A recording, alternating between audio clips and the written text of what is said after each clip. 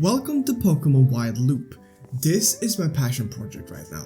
So, this is an adventure map based off the Cobblemon mod.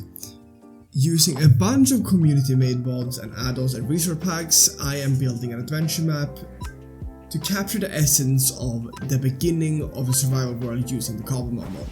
I've always loved the beginning of the worlds because that's when you have this fast sense of progression and you are building your first team and you're capturing your first Pokemons and you're leveling up and you're getting moves and everything I like. So my idea was to capture this feeling, and the most obvious answer to that was creating a roguelike. So the idea of Pokemon Wild Loop is to have as close to a Pokemon roguelike I can get, where you start a run, you choose your starter, there is randomized loot, you find trainers, you find wild Pokemon, there's merchants, you spend money, you beat gym leaders and follow a story progression, while doing all of this in a very enjoyable environment. So with the help of the community and their add-on mods and contents, let's talk about what I've added so far.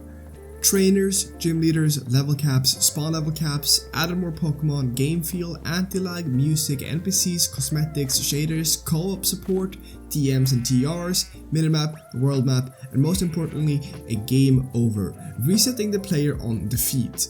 So what does it mean to be game over? Well, it's pretty obvious. If you get defeated, you restart the game. What does that mean? You lose your party, you lose your PC, you lose your inventory. But you do keep your money. Throughout playing, you will be getting money and more money and more money the further you go into the game. This will be kept through the entire game. You can use this whenever you want, however you want.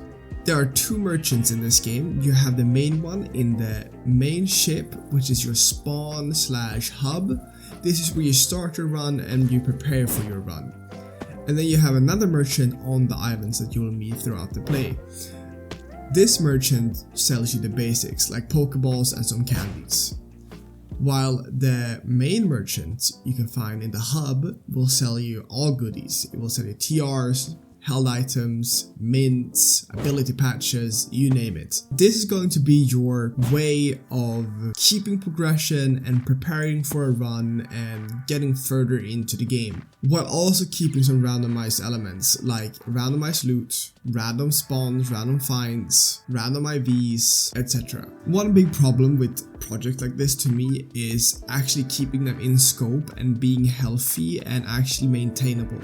My idea to tackle this problem was to have each step of progression in the roguelike, in the story, within islands, because in the islands I can make them big, I can make them small, I can make them the size really be dependent on what I need and how much work I want to put into that part of the game, and I don't have to worry about boundaries or making an open world or making sure the player follows a red line.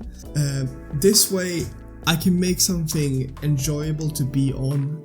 It is pretty, it is nice, it is unique, while still keeping it in range of only me working on this project, with the occasional help of friends who play tests or give me feedback or give me ideas. I'm making this video to keep myself motivated and share my experience with the community, because I am learning while doing, and getting feedback from you guys and getting ideas and critique and just showing you guys what I'm making is going to be such a big help. So this was my short introduction to the project Pokemon Wild Loop.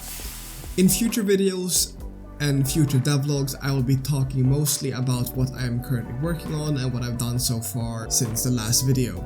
It's going to be mostly like bug fixing, building, balance changes, and whatever else I can find.